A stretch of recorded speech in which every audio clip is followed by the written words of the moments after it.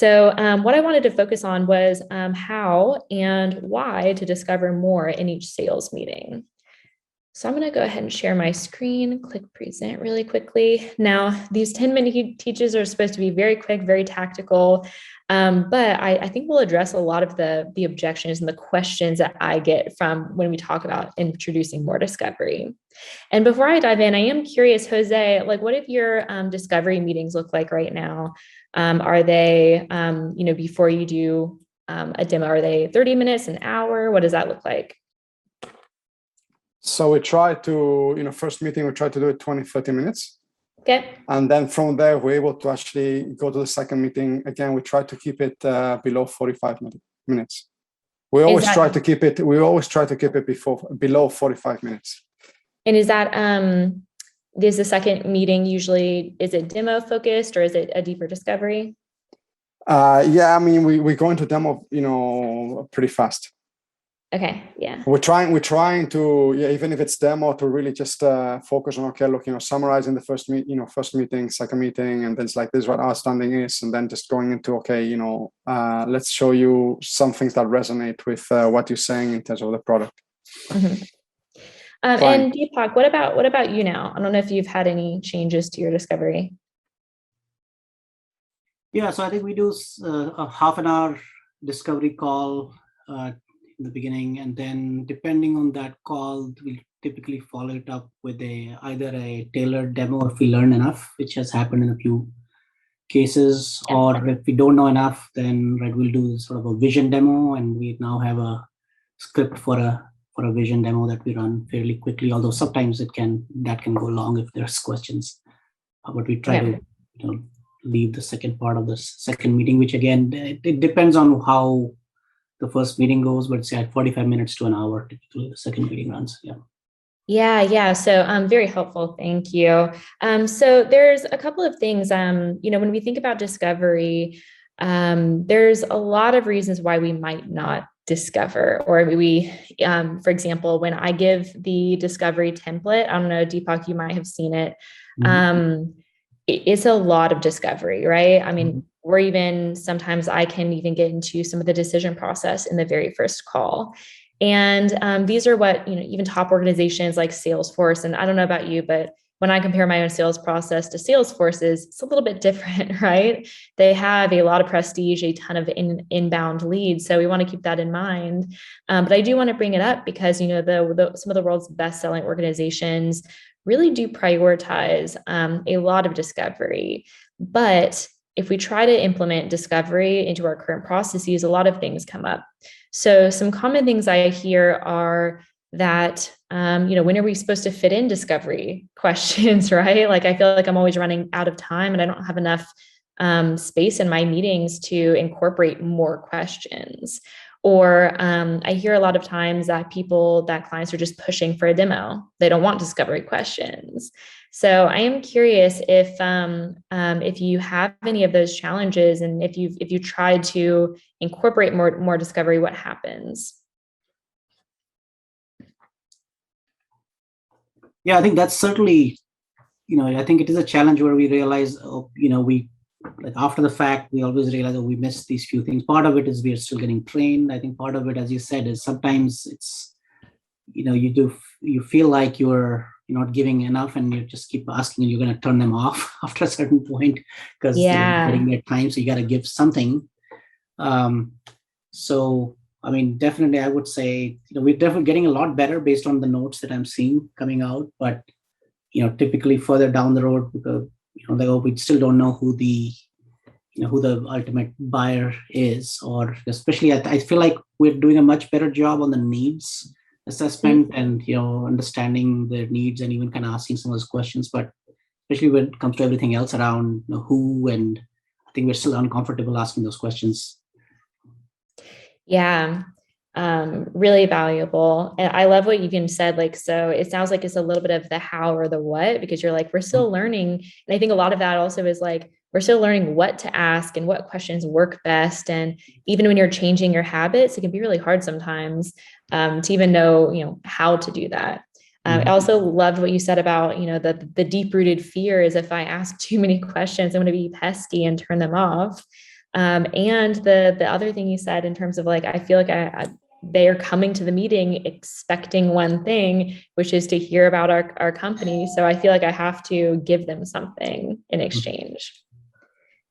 Jose, I don't know if you've tried to incorporate any more discovery, but yeah, no. What actually, the things that Deepak mentioned resonates specifically the one of turning them off. I felt that I've been in meetings where we have, really been to the point to actually frustrate them with so many questions. So this, like, jumping is like, this balancing act between in terms of like really trying to understand, but then just like showing something because they really want to see. I've even been in meetings where they said like, well, if you continue asking so many questions, we're not going to have time to actually see, the product, right? So that has happened to us. Yeah. And I mean, I think that sometimes it even gets to the dreaded point where the client is like, so I'm sorry, I thought I was here to learn about you. Why are you asking all these questions? Right. So we definitely have some of those situations. So I wanted to give you some very tactical things that I found to help both myself, my personal experiences, but also my clients.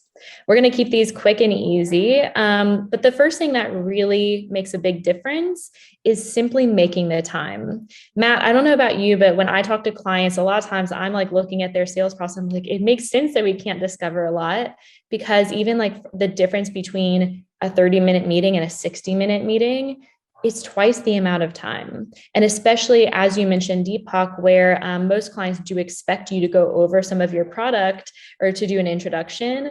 How I kind of think about that is even just splitting the time into, I need to make sure I have enough time to discover. And the interesting thing about this is that especially as you start to work with Jason Bay and incorporate more value-based prospecting, you're going to build more value and have more valuable conversations from the start. So I think you would actually be very surprised how a lot of clients don't necessarily push back on that if you come at it from a very value-based perspective. It's so for kind me, of adding a why to the reason why we're doing it. It's like, yes, we need to have this call because, as opposed to making it just, we do 30-minute calls. Exactly. There's psychology that says something like 80%. You're 80% more likely to get compliance with a request if you include a why than if you just sort of make that statement. Mm-hmm. Yeah. And it is really interesting because, in giving the why, sometimes the why, we don't have to give this long-winded explanation. We need 5 minutes for here, 13 minutes for this. Even simply saying, hey, so our process is that we do have a 60-minute call so that we can really get a better and deeper understanding of your business to make sure it's a good fit for us, for you, and to make sure that we, it makes sense to even continue the conversation. So even making about efficiency, you don't have to overcomplicate the why, but simply adding because is a really easy way to, you're almost building a business case for that meeting. The other thing that you can do, I would recommend, so if we think about, so I don't want to overcomplicate this, but what I do see a lot of people do either of you have a lot of inbound leads yet, or is it more outbound? Outbound.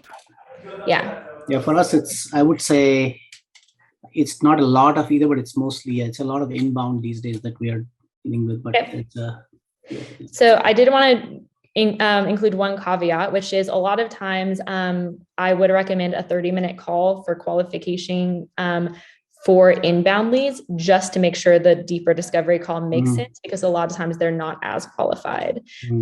So, just use that wisely. But for the call, if they're on your list, if you've done some research, if you're doing outbound, you should have, pre-qualified them to some degree. So that 60-minute meeting, if you've already spent so much time booking the meeting, it a lot of times makes a huge amount of difference if you can book a longer discovery call. So even just giving yourself the space for more discovery makes everything else a lot easier. The second thing is simply setting the expectation. So as Matt said, really giving that why, and also simply letting them know what's to come. So this can look at a few different ways. I mean, it really starts from even when you book the meeting, setting the expectation that it is a longer meeting, it is 60 minutes, but also giving them the why and then asking them even to confirm that that's okay. So this is what we call an upfront contract. It's based on the psychology that people are more prone to agree to a later ask if they say yes to something a little bit earlier on, even if it's very small. So what this can look like is, hey, I'd like to just start with asking you a few questions so that I can tailor the rest of the conversation to you and your team's needs. Is that fair?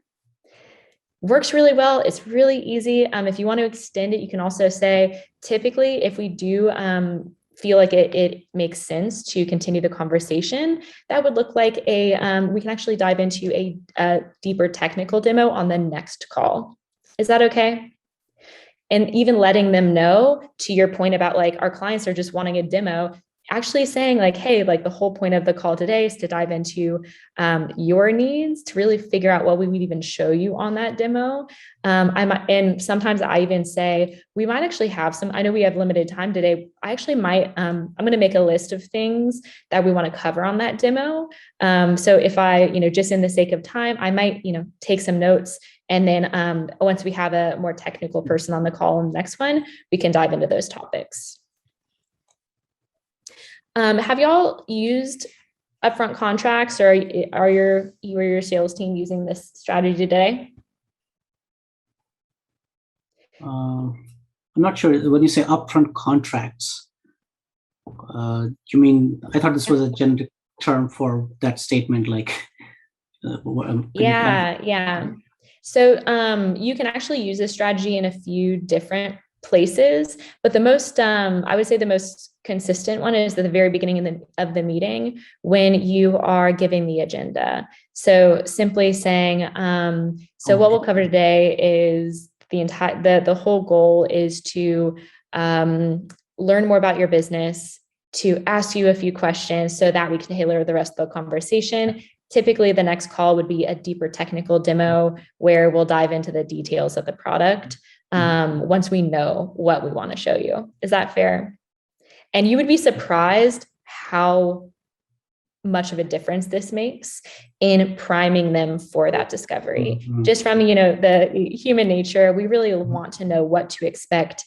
And it eliminates a lot of those questions like, hey, like, why are you asking me so many questions? I thought we were here to learn about you.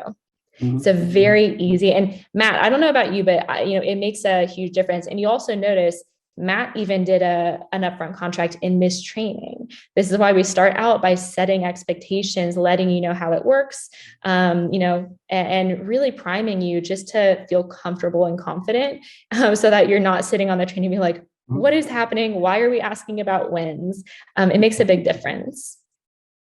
Yep. So I did have a question on this. Because, I'm sorry, go ahead. No, go ahead, Deepak. Yeah, I know. So one of the things that we're kind of maybe, I'm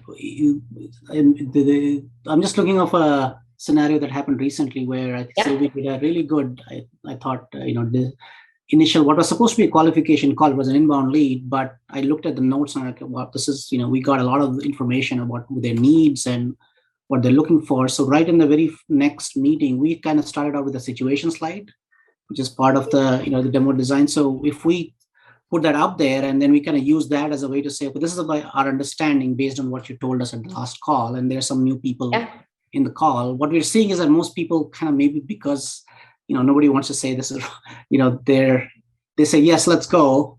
But so you're not asking this question specifically, but we are starting out by at least reiterating, our understanding. Yeah. Does that work? So yeah, well, by the way, I actually get some salespeople who, especially in later calls, they're like, oh, I don't want to do the intro slides because I feel like, especially at like the 5th meeting, they already know, they've heard it a few times. That's actually even more important to do an upfront contract. And what I do is I actually say to, my champion, I'm like, hey, I know that you have been through this. Actually, if it's okay, I wanted to just review the summary one more time, because I have customized it a little bit, based on what I've heard. And I know that you will probably be presenting this to someone else. So I wanted to ask, like, what did we get right? Is there anything missing? Knowing that the next step for you is going to be presenting this to, the higher stakeholder. And actually, Deepak, this kind of relates to the question you asked in yours, where how do I prime our champion to really sell for us internally? So you can definitely, I would love to start with summarization and playback and actually use this on top of it.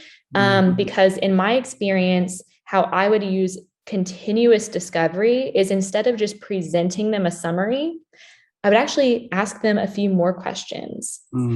A summarization is actually, for me, usually after the first meeting, because now, like, we're not going to be able to ask every single question that we want or go as deep as we want on the first call. So when I do a summary, I actually have on my notes, I have at least like one question per slide, or, usually it's like 3. I'm like, hey, I know we talked about this, but I was curious, do you have how are you measuring this today? I know we didn't really talk about it, but do you have any, how are you doing today? What challenges relate to this? So I think that even using continuous discovery, and yes, using a summary, but actually setting the expectation, because sometimes people are like, hey, I don't need to see this, we've already gone through this. Setting the expectation that it's not for them, it's actually for the person they're going to be presenting it to, and using that opportunity to dig deeper, to engage them on that, is a really good way of pairing those two strategies. Okay. Does that answer your question?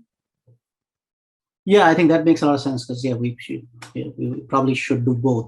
Put that up there and have some questions prepared to use that as a way to follow up. Yeah, I think one thing, just to really quickly, because obviously we're going a little over 10 minutes. I would say the situation slides. There is that the point of time, the critical date. I would say that's a great place to come up with questions. Hey, we're getting close to November now. Have we factored that in appropriately with the date that we have here on the slide here? Do we need to make adjustments because we're getting into Thanksgiving, Christmas, that kind of stuff? So that's a place where you can quite easily do both. But I do think the situation slide, a lot of it is designed for this, upfront contract. It's saying, this is what we've agreed to. Is this still the case? And then once we've confirmed that, then we'd like to talk to you about the product and how we can help you. That is an upfront contract, because you're setting clear expectations, but you're also making it very clear that they're not going to just get to sit back and sip on a Coke. They're going to be involved in this meeting. Yeah. And to answer your question even most directly, Deepak, for me, when I do a summary slide, I usually say, so what we'll cover in this meeting. I did want to spend a little bit of time summarizing the last conversation to make sure I got it right, to make sure that we're aligned, and to ask you a couple of additional questions. I had just a few remaining things. Then we'll, based on those responses, we'll jump into how we're going to help you with those things. And if you feel like it, again, makes sense, the next conversation would typically be this. Is that fair? So you're also, getting some commitment from them to engage with the summary.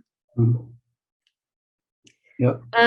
So the following thing I think is also really important as well, which it kind of goes into that.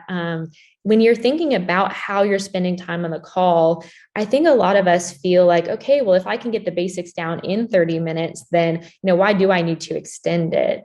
And one thing that we focus on a lot when we think about deal qualification and, thinking about all of the things that you can do, how can you take your practice and your sales one step further, whether if it is getting bigger deals, getting more quantifiable metrics, even like driving more ROI, it all starts with starting early. And if you can simply fit in a couple of more questions, going a little bit deeper on every call, it makes a huge difference in your close rates, even in the length of time that of the sales process, all of those things. But most importantly is on the size of the deal, the understanding you have. So I think it starts with a few things. The first is actually just making sure you're starting, like you're preparing questions. I actually have a discovery notes template. I'm happy to send it to y'all. I can link it in here, where again, it's just asking a couple more questions. And I think the main difference I see is starting with higher level discovery. So a lot of times I see people, even if we jump to the technical things a little bit too fast without really understanding what they're trying to achieve through the technical features, benefits, all of the cool things that, especially as leaders within these organizations, if not founders of a lot of our clients, we're excited about it, right? But the main thing we have to remember is that clients are really, they don't care as much about us. They care about what they can do by partnering with us. So if we can focus on one really easy way, I always tell people to start with value, is the very first question when you're doing introductions. A lot of people keep this open-ended and they're like, hey, can you tell me about yourself? Or, can everyone do a quick intro? If you can actually make this a little bit more specific, I call this roles and goals. But all you can say, hey, can you tell me a little bit about your role and some of your key goals over the next, you can either say year, I say 2 years, to even keep it much more strategic. But that is a really easy way to ensure that you start with high level goals, high level pain, and really prioritizing if you only have 30 minutes or even if you have an hour, but clients, they go down rabbit holes. There's a lot of questions that come up, really prioritizing the high level pain. What are the goals? What are the pain points? Making sure you're covering that and being able to actually pivot. I think that's the next one. We know that even with the best prioritization and planning, sales is unpredictable. So the final thing I really want you to encourage, I want to encourage you to do is even start a Post-it parking lot, which is just kind of my silly name for a strategy where I actually tell my clients, whenever the first thing comes up where I'm like, I do not want to cover it, this is like too technical, too specific for this call. I actually physically have my pen. I'm like, hey, that's a really great question. I do want to make sure, just in the sake of time, I think we should spend a little bit more time on this. And considering that the next phase will probably have a technical resource on the call, could we go ahead and put that in the parking lot? Or can I write that down and we can cover that in the next call? So many times we as sellers spend so much time explaining the technical details that really don't matter as much. And you get out of the call and you realize, I spent a lot of time talking about the product. They seemed interested and excited, but I don't have those. I don't have goals. I don't have pain points. All I have is, they're like, yeah, I'm happy that they work with this one. And, we integrate with one of their systems. Right. So that's what I really want you to think about, is making sure that you're prioritizing those really important discovery questions, and even making sure you're not jumping into those rabbit holes. You're not jumping into the technical things too late, and because you're able to pivot. So I am curious if there's one of these things that you want to implement with your team, one thing that you want to try over the next couple of weeks, what would it be? If you're not, Deepak, I'll go first. Definitely the parking. Yeah. Definitely the parking in terms of, exactly what you said, coming out of the call, where you've provided a lot of answers in terms of, those technical questions, but then you feel that, okay, how much did I get out of this call? Yep. So definitely the parking, so that you can actually focus on this high level goals. And that specific question in terms of your role and what are the goals for the next 6 to 2 years. Yeah, and it's funny because they all work together, right? Because if you set the expectation that, hey, the next call will be a deeper technical demo, it sets you up really nicely for pivoting to say, hey, as I mentioned, the next call is usually a deeper technical conversation. Why don't we actually save that question for the next one? I'm going to write it down and we can actually bring some resources to the next call and explain it in more depth. Mm-hmm. So they all work together really nicely. Deepak, what about you? Anything you want to try out with your team? Yeah, actually, this one absolutely resonates because I don't think we do this at all. We don't do the parking lot. We just too eager to, and we do get out of a lot of these meetings thinking, well, we don't have time still, and we're trying to do a better job of, not spending as much time on, the demo stuff. Especially if somebody's very engaged, we get excited that they're so engaged. So we're gonna get caught in these. Exactly. But the other thing I'm realizing actually, because I know I've seen this before, this roles and goals. Like, I don't think we're still doing that enough. Like, I feel like we kind of do the intros and people just introduce themselves, and sometimes it'll be like a 2-liner thing, but we're not being disciplined about really getting the roles and goals, or the goal part of it in particular. I mean, roles we get. So I think we need to do a better job of that. Yeah. And I would say if you're lucky, people actually do go into a little bit about like what they do. But the thing is that it's not everyone. And so if you're unlucky, they just say, hi, I'm Megan Mishak, and this is my role. If you're like, great, that didn't give me anything. I could find that on LinkedIn. So again, these are very small things that make a big difference. So excited to hear how they go over the next few weeks. We'll share this deck. I'll also share the discovery notes template. We've covered that in other trainings, but I think it'll be really interesting for you to even go through and see, with these strategies where you can, and some of these are even built into the template.